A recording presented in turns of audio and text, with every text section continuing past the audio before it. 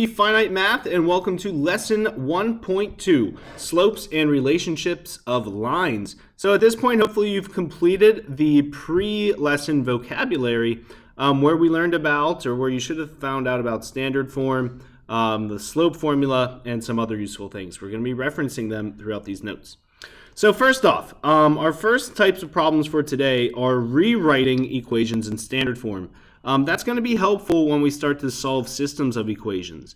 So to rewrite number 1 in standard form, remember that is ax plus by equals c. Okay, and we just need to move the x over to the other side. We would do that by subtracting it. So subtract x and subtract x. So negative x plus 5y equals 17. Now remember, there's a few stipulations about the a value.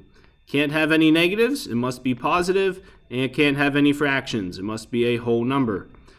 So what we do to fix that is just divide everything by negative 1, and then we have positive x plus, minus 5y, little trick there, and equals negative 17. So any other value can be negative, just not the x. And there, it's in standard form, ready to go. Something like number 2. So now we got a fraction going on there. Let's first get y to the other side by subtracting. So we have negative 1/2 x minus 4 times y equals 8. Now, to get rid of the fraction, not only is it a fraction, but it's also negative, a double whammy.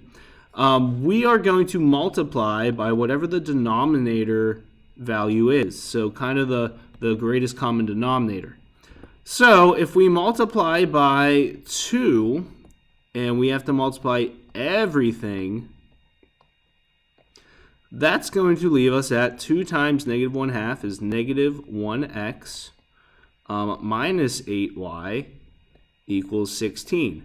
Now we're so close. The last thing we got to fix, can't have a negative, so we're going to divide everything by negative 1 and get x plus 8y equals negative 16.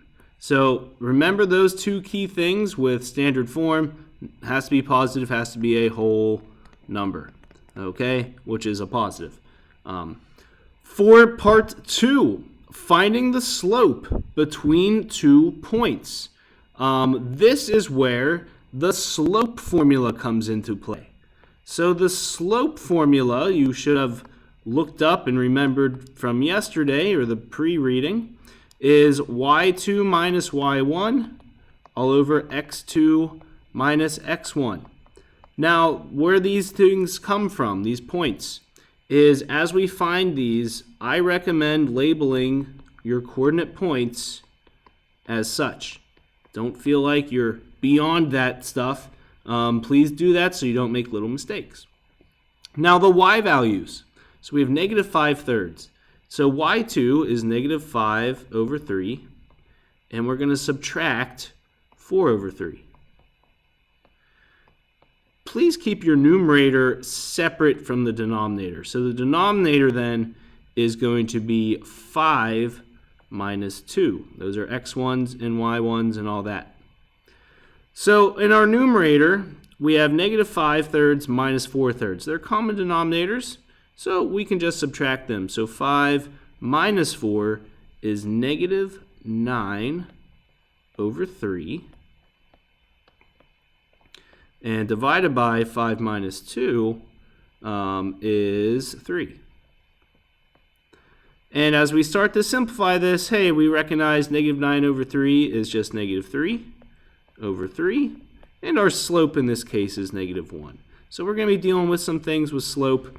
Some things to note, if slope is negative, that means it's a falling line. So it's falling. If slope is positive, that means it's rising. If slope is 0, that was in your reading, we call that horizontal. And if slope is undefined, we call that a vertical line. So you should be aware of all these things. A zero slope would be an example of something like 0 over 5. That equals 0. An undefined slope would be something like 5 over 0. You can't have 0 in the denominator of a fraction. So those are some examples of different slopes.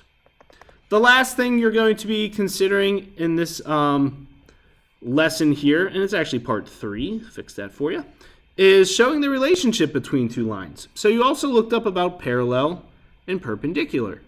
So now what we have are two lines. We'll call this one, or we'll say this is the blue line, and this is the red line. And I want to show that they're parallel. So I want you to show me that they're parallel. Really, the best way to do this is to put into slope-intercept form. So you should recall slope-intercept form.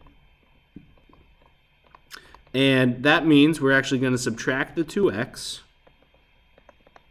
and have 3y minus 2x, 3y equals negative 2x plus 6, and then divide by 3. And have y is equal to negative 2/3 x plus 2. The red equation, we would solve that as well for y. So we essentially have 6y is equal to negative 4x. And we divide by 6, divide by 6. At first it looks like negative 4/6, which is the same as negative 2/3. Remember, parallel lines have exactly the same slope. Right there is the slope of red, and right here is the slope of blue. They have different y-intercepts, so this is a proof that they're parallel. So the m is negative 2/3 for both.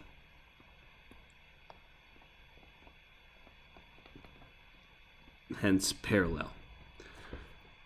Similar steps, only for perpendicular. Perpendicular is a little trickier. It oftentimes confuses students. So first, let's see what's going on here. Let's get them into slope-intercept form. Subtracting the 3x means we have 2y is equal to negative 3x plus 8. Dividing by 2 means we have y is equal to negative 3/2 x plus 4. Compare that with the second equation. Subtracting 2x means negative 3y is equal to negative 2x plus 18. And dividing by negative 3 means we have y is equal to 2/3 x minus 6. Perpendicular lines, you should have looked up. These are certainly perpendicular. And why is that? If you remember, look back through your notes, slopes that are opposite reciprocals are perpendicular. So since the m are opposite reciprocals, I'm just going to write that, they are perpendicular.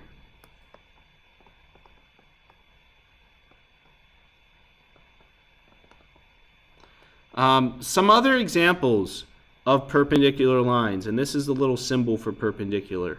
So we just saw that negative 3/2 is perpendicular to positive 2/3.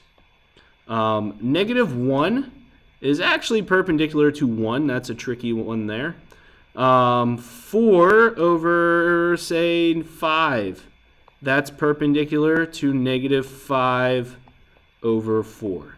So some different things to look at. These are some good examples to keep along with you for parallel perpendicular. Okay, nice short notes for you guys.